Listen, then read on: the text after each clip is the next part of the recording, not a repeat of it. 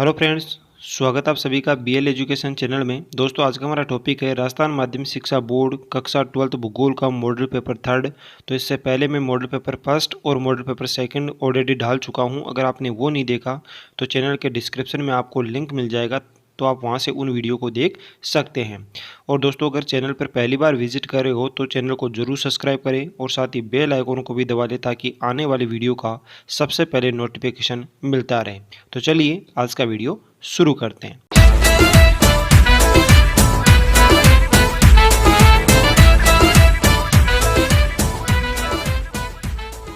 तो देखिए फ्रेंड्स, आज का हमारा पहला क्वेश्चन है, कर्मक किसे कहते हैं? वह एस्किमो द्वारा बोली जाने वाली भाषा का क्या नाम है?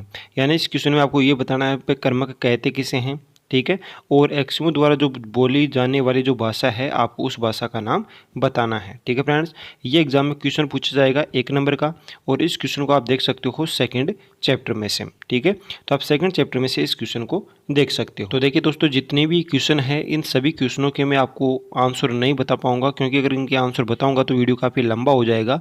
इसी को ध्यान में रखते हुए मैं केवल आपको इनके क्वेश्चन बताऊंगा। तो आप इन सभी प्रश्नों को एक जगह लिख लीजिए ताकि आपके पास एक पूरा मॉडल पेपर तैयार हो जाए। ठीक है फ्रेंड्स, तो अगला क्वेश्चन है दूसरा, जनसंख्या संक्रमण सिद्धांत की पंचम अवस्था की विशेषता बताइए। तो देखिए फ्रेंड्स, जनसंख्या संक्रमण सिद्धांत की जो भी अवस्थाएं थी, प्राथमिक, द्वितीयक, तृतीयक, चतुर्थ और पंचम, तो यहाँ पे जो पंचम अवस्था है उस पंचम अवस्था की यहाँ पे विशेषता पूछी है। तो क्वेश्चन है, जनसंख्या संक्रमण सिद्धांत की पंचम अवस्था की विशेषता बताइए। ठीक है, अगला क्वेश्चन है, स्वर्णिम चतुर्भुज परियोजना को समझाइए। यानी स्वर्णिम चतुर्भुज जो परियोजना है उसको आपको समझाना है। ये क्वेश्चन एग्जाम में पूछा जाएगा कितने नंबर का?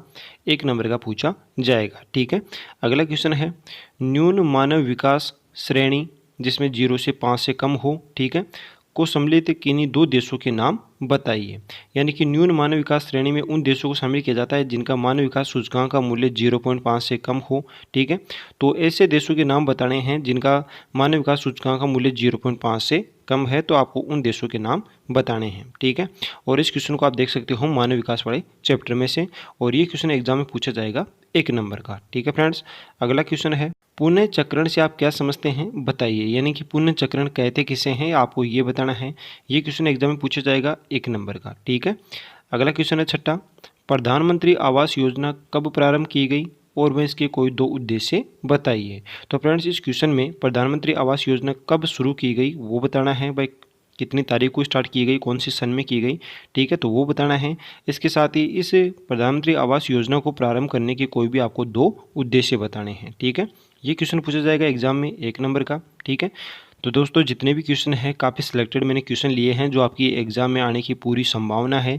तो आप इन क्वेश्चनों को एक जगह लिखो ताकि आपके पास पूरा मॉडल पेपर तैयार हो जाए, और घर पे रहते हुए पूरा मॉडल पेपर सोल्व कीजिए तथा वीडियो को लास्ट तक जरूर देखिए ताकि आपको ज़्यादा से ज़्यादा प्रॉफिट मिल सके। ठीक है, अगला क्वेश्चन की अगर बात करें, किसी मानव बस्ती का स्थायित्व किन बातों पर निर्भर करता है, कोई 2 कारक बताइए। यानी कोई भी मानव बस्ती जो है वो कहाँ पर बसेगी, स्थायित्व का मतलब कहाँ पर वो बसेगी या फिर किन किन बातों पर निर्भर करती है, ये आपको बताना है। तो क्वेश्चन है, किसी मानव बस्ती का स्थायित्व किन बातों पर निर्भर करता है, कोई भी आपको 2 बताने हैं। ठीक है, ये क्वेश्चन एग्जाम में पूछा जाएगा 1 नंबर का। ठीक है, और इस क्वेश्चन को आप देख सकते हो मानव बस्ती वाले चैप्टर में से या मानव अधिवास वाले चैप्टर में से आप इस पर्सन को देख सकते हो। ठीक है, अगला क्वेश्चन है 8वां, प्रधानमंत्री जनधन योजना कब शुरू की गई, वह प्रधानमंत्री जनधन योजना क्या है समझाइए। तो देखिए फ्रेंड्स, इस क्वेश्चन में आपसे 2 क्वेश्चन पूछा है। पहला तो ये पूछा है कि प्रधानमंत्री जनधन योजना जो है वो कब शुरू की गई, और इसके साथ ही प्रधानमंत्री जनधन योजना जो है इसके अंतर्गत क्या आपको मिलता है। तो प्रधानमंत्री जनधन योजना के तहत अकाउंट खोला जाता है, एक एटीएम कार्ड वगैरह दिया जाता है, पासबुक दी जाती है। तो आप उन सभी के बारे में डिटेल्स आपको बतानी है। ठीक है, तो अगला क्वेश्चन है, पंचम व्यवसाय किसे कहते हैं। ठीक है, और पंचम व्यवसाय में शामिल किए जाने वाले कार्यों के नाम बताइए। तो देखिए फ्रेंड्स, जितने भी मानव व्यवसाय थे, प्राथमिक, द्वितीयक, तृतीयक, चतुर्थ और पंचम 5 भागों में बांटे गए थे। तो प्राथमिक, द्वितीयक, तृतीयक, चतुर्थ और पंचम जितने भी व्यवसाय हैं उन सभी व्यवसाय के अंतर्गत कौन कौन से कार्य किए जाते हैं वो सारे के सारे कार्य आपको याद करने हैं। तो इस क्वेश्चन में पूछा है पंचम व्यवसाय की, पहले तो इसमें परिभाषा पूछी है, वह पंचम व्यवसाय कहते किसे हैं, और उसके बाद में पूछा है पंचम व्यवसाय के अंतर्गत कौन कौन से कार्य शामिल किए जाते हैं वो आपको बताना है। ठीक है फ्रेंड्स, अगले क्वेश्चन की अगर बात करें तो अगला क्वेश्चन है 10वां, जयपुर जिले का बरवाड़ा गांव किस प्रकार के मानव अधिवास प्रतिरूप का उदाहरण है, समझाइए। यानी जयपुर जिले का एक गांव है जिसका नाम है बरवाड़ा गांव। तो जो बरवाड़ा गांव है वो किस प्रकार के मानव अधिवास का प्रतिरूप है वो आपको बताना है। ये क्वेश्चन एग्जाम में पूछा जाएगा कितने नंबर का, 1 नंबर का। ठीक है फ्रेंड्स, देखिए फ्रेंड्स अगला क्वेश्चन है 11वां। दक्षिणी अफ्रीका के घास के मैदानों को किस नाम से जाना जाता है। यानी दक्षिणी अफ्रीका के जो भी घास के मैदान हैं उन घास के मैदानों को किस नाम से जाना जाता है ये आपको बताना है। तो देखिए अलग अलग क्षेत्रों में जो भी घास के मैदान हैं उन सभी घास के मैदानों को अलग अलग नामों से जाना जाता है। तो आपको वो बताना है कि दक्षिणी अफ्रीका के घास के मैदान को किस नाम से जाना जाता है। ये क्वेश्चन एग्जाम में पूछा जाएगा कितने नंबर का, 1 नंबर का पूछा जाएगा। ठीक है फ्रेंड्स, अगला क्वेश्चन है 12वां। नवनिश्चयवाद की विचारधारा से आप क्या समझते हैं, स्पष्ट कीजिए। यानी नवनिश्चयवाद की विचारधारा किसे कहते हैं, नवनिश्चयवाद के बारे में बताना है कि नवनिश्चयवाद की विचारधारा कहते किसे हैं और इस विचारधारा से आप क्या समझते हैं ये आपको बताना है। ये क्वेश्चन एग्जाम में पूछा जाएगा कितने नंबर का, 1 नंबर का। ठीक है फ्रेंड्स, अगला क्वेश्चन है रेडजेल व एलन सी सैंपल द्वारा दी गई मानव भूगोल की परिभाषा को समझाइए। तो देखिए फ्रेंड्स, मानव भूगोल की जो परिभाषा दी है रेडजेल ने, एलन सी सैंपल ने और विडा डी लाब्लास ने, तो जो तीनों परिभाषाएं हैं तीनों विद्वानों के द्वारा दी गई जो मानव भूगोल की परिभाषाएं हैं वो आपको कन्फर्म याद होनी चाहिए। तो इस क्वेश्चन में पूछा है एक तो रेडजेल के द्वारा दी गई और एक एलन सी सैंपल के द्वारा दी गई। तो एलन सी सैंपल के द्वारा और रेडजेल के द्वारा दी गई मानव भूगोल की जो भी परिभाषा है वो आपको बतानी है। ये क्वेश्चन एग्जाम पूछा जाएगा 1 नंबर का। ठीक है फ्रेंड्स, तो देखिए 1 नंबर से लेकर के 13 नंबर तक जो क्वेश्चन पूछे जाएंगे आपसे वो कितने नंबर के पूछे जाएंगे, तो वो पूछे जाएंगे 1-1 नंबर के क्वेश्चन पूछे जाएंगे। तो छोटे क्वेश्चन हैं उन छोटे क्वेश्चनों को भी आप जरूर पढ़िएगा। ठीक है, अब अगला क्वेश्चन देखते हैं 14वां। साइबर स्पेस इंटरनेट से आप क्या समझते हैं, समझाइए। यानी साइबर स्पेस इंटरनेट कहते किसे हैं या इससे कि आप क्या समझते हैं यह आपको बताना है और ये क्वेश्चन एग्जाम में पूछा जाएगा कितने नंबर का, 2 नंबर का। ठीक है फ्रेंड्स, अगला क्वेश्चन है प्रादेशिक व्यापार समूह किसे कहते हैं वह इसकी कोई 2 विशेषता बताइए। यानी प्रादेशिक व्यापार समूह कहते किसे हैं आपको ये बताना है और इस प्रादेशिक व्यापार समूह की क्या क्या विशेषता होती है तो कोई आपको 2 विशेषता बतानी है। ये क्वेश्चन भी एग्जाम में पूछा जाएगा कितने नंबर का, 1 नंबर का। ठीक है, अगला क्वेश्चन है 16वां। आसियान व साप्टा के बारे में आप क्या जानते हैं, समझाइए। यानी एक तो व्यापारिक समूह पूछा है आसियान और दूसरा पूछा है साप्टा। तो इस आसियान और साप्टा इन दोनों के बारे में आप क्या जानते हैं ये आपको बताना है। ये क्वेश्चन एग्जाम में पूछा जाएगा कितने नंबर का, 2 नंबर का पूछा जाएगा। ठीक है फ्रेंड्स, अगला क्वेश्चन है महानगर एवं वृहत नगर में कोई 3 अंतर बताइए। तो देखिए यहाँ पर एक तो महानगर है और दूसरा कौन सा है, वृहत नगर। इन दोनों में आपको कोई भी 3 क्या बताने हैं, अंतर बताने हैं। तो महानगर और वृहत नगर में कोई भी 3 आपको क्या बताने हैं, अंतर बताने हैं। ये क्वेश्चन एग्जाम में पूछा जाएगा कितने नंबर का, 2 नंबर का पूछा जाएगा। तो देखिए दोस्तों जितने भी क्वेश्चन हैं काफ़ी सिलेक्टेड क्वेश्चन हैं, तो आप इन क्वेश्चनों को लास्ट तक जरूर देखते रहिए और हो सके तो इनका जो मॉडल पेपर है वो आप तैयार कर लीजिए घर पे। यानी कि इनके जो क्वेश्चन हैं वो क्वेश्चन लिख लीजिए और इसके साथ ही आप चाहो तो इनकी स्क्रीनशॉट भी ले सकते हो ताकि आपके पास पूरा मॉडल पेपर तैयार हो जाए। और घर पे इन मॉडल पेपरों को जरूर सोल्व करना, थोड़े से दिन और बचे एग्जाम के, तो अच्छी तरीके से तैयारी कीजिएगा। ठीक है, अगला क्वेश्चन है 18वां। भौतिक व सांस्कृतिक वातावरण के कारण मनुष्य की आर्थिक क्रियाओं में भिन्नता आ जाती है, स्पष्ट कीजिए। यानी क्वेश्चन ये कह रहा है कि भौतिक और सांस्कृतिक वातावरण यानी मनुष्य को किसी प्रकार का या अलग अलग प्रकार का भौतिक और सांस्कृतिक वातावरण मिलेगा तो मनुष्य की क्या आर्थिक क्रियाओं में भिन्नता आ जाएगी यह आपको बताना है। तो क्वेश्चन है भौतिक व सांस्कृतिक वातावरण के कारण मनुष्य की आर्थिक क्रियाओं में भिन्नता आ जाती है, कैसे, स्पष्ट कीजिए। ये आपको बताना है, 2 नंबर का ये क्वेश्चन होगा। ठीक है, और इन क्वेश्चनों को सभी को सोल्व करते रहिए। अगर किसी प्रकार की दिक्कत हो तो कमेंट्स बॉक्स में आप पूछ लीजिएगा, आपको हर समस्या का समाधान जरूर बताया जाएगा। ठीक है, अगला क्वेश्चन है ग्रामीण अधिवासों की अरीय प्रतिरूप एवं तारा प्रतिरूप का सचित्र बनाइए।